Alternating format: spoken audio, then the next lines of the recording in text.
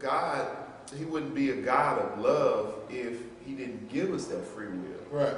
You know what I'm saying? So it's like he allows grace. He has grace and mercy in there, which is also an expression of his love. So it's like even in the midst of us wanting to do what we want to do, and then we realizing that this wasn't the right way to go, we got the time to turn around and do something different. Even when God selected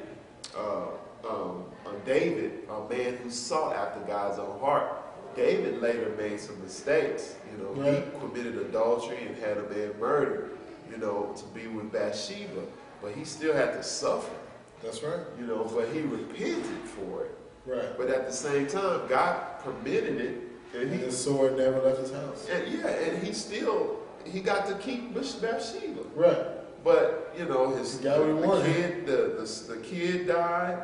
Then his family, his son, he had to run away from his own son, and his son slept with Tamar, his daughter, and a lot of stuff happened. Chaos. You know? As a result of disobedience. I real quick want to talk about Jonah, because I've been listening to this broadcast about Jonah here lately. And we were eating lunch earlier. Quamon said something. He said that, you know, what you're not supposed to do, you're really not supposed to do. Right. And it sounds so simple, but it's so profound, and it's right on. What you're not supposed to do, you really ain't supposed to do it. It's not like a loose guideline. Right. Like it's a solid truth. Right. If you're not supposed to do it, you ain't supposed to do it. And you have Jonah, who was called by God to go to Nineveh to preach to them about their sin and about God's coming wrath. And he didn't want to do it because that was part of ancient Assyria, and those were like the enemies of Israel. Right. The complete, like what the Taliban is to us, you know, just completely wrong, you know. And so Jonah didn't want to do it. He was like, no. I'm not doing that, God. I'm sorry. You know, I love you and all that. No. So he tried to, like a fool, tried to run and tried to get on a boat and get away from God and not go to where God has sent him to go. And then a torrential rain comes. So we thinking like Hurricane Katrina comes in the middle of the ocean next to the boat. And all of the people, all the pagans on the boat are like, oh, Lord, what's going on? Right. Like, is it your God that's doing it? Okay, not you. Is it your God? No, not you. And then they finally come to Jonah and like, well, you know, what's going on? Is it you? And he's like, yeah, you know, I'm an Israelite. Right. He's supposed to be on this boat. It's your God, man. Surely, you know, and they believed his God. And so eventually Jonah was like, you know, come on, just throw me off the boat. Right. And so God sends a big fish to swallow Jonah up, deliver him to dry land, to the place where he's supposed to go in the first place.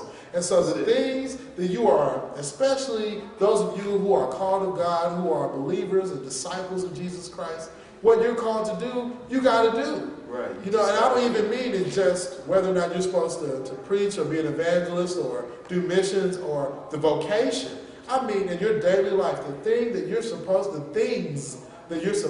do, that we are commanded to do in Scripture, you're supposed to do. And not doing them really only wreaks havoc in your own life. And it brings calamity. All throughout biblical history, we see God's plan, his purpose for his people, their constant disobedience and desire to go worship idols, and then God's chastisement, only for them to go and do the thing that he told them to do in the first place. Yeah. You know, and so life would be easier through obedience. And ultimately, what we've got to remember is that God is sovereign. And that's a really huge statement that we use as kind of Christianese, but it's really true. And him being sovereign means he's master or lord over everything that's in his purview, which is everything. And so because he's in control and he operates, he invades time and operates and holds all things together, the scripture says that in him we live and move and have our very being. Our existence is tied up in him. Yeah. And so he's as near to us as the chair I'm sitting on. Yeah. You know what I'm saying? And so because he's in control and he's created this whole world as we know it. And we were created for the purpose of him being able to thrust his love upon us and to give him worship. It behooves us to obey. And choosing not to obey only wreaks havoc because the world was created for us to obey. The expectation is for us to be perfect, even though we can't meet that standard because of our sin nature. That doesn't remove the expectation. His desire for us is to be holy because he's holy.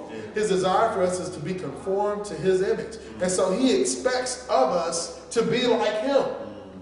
Because we were created in his image for that purpose. We were created like him. Yeah. You see what I'm saying? And so obedience is the key to life, the abundant life that so many of us are trying to find in wealth and health and resources. The abundant life comes as a function of obedience. Not because he's trying to be big daddy, big boss in control. He already is. But obedience works because that's the way he orchestrated it. You know, like the way this mic stand operates best is when the microphone that's made to fit this mic stand goes inside this mic stand. Me trying to put a mic that's too big, it won't work. Right, you know what I'm saying? And so what we've got to do, like, if this is the world as he's created it, the mic that fits is the one of obedience. Obedience is the only thing that fits here. Anything else is going to fall over the side, or it's going to damage the plastic that's supposed to surround the microphone, and potentially cause you to have to get a new microphone stand because you can wreck it. You can destroy this by trying to put something in this that does not fit. And disobedience has no place in God's system. Not because he's overbearing, but because that's the way he made it. Specific. For that. Man, you hitting on it. I was thinking too, in obedience, y'all remember what we was talking about earlier, like the religious act. Don't get caught up so much in what everybody else is doing. Right. You know what God has told you to do. Right. You know what you ain't supposed to do. Everybody has a conscience. You know that basic stuff. Adultery is wrong. You know lying is wrong. You know that. And once you realize that, hey, I'm supposed to do this. Right. A lot of times people try to use the argument, well, a lot of Christians are hypocrites, or you see this person does that. Right. I was in a church and it was this faulty, preacher and all them hypocrites, so I just don't do what I want. See, the thing about that is like you're still responsible for your own actions, regardless of what everybody else's does. And even when you stand before God, you can't say, well, God, I didn't do what you wanted me to do because this person did this and I saw them do it, so I went with them. It's not a majority rule thing. It's very specific and individual. Right. And so, just like how Julian was pointing out the different specific function of a microphone and it going into the mic stand and stuff like that. We're called to certain areas individually. And like sometimes our convictions are going to be different. Right. And then even in that, we still got to do what is right according to what the Lord has revealed to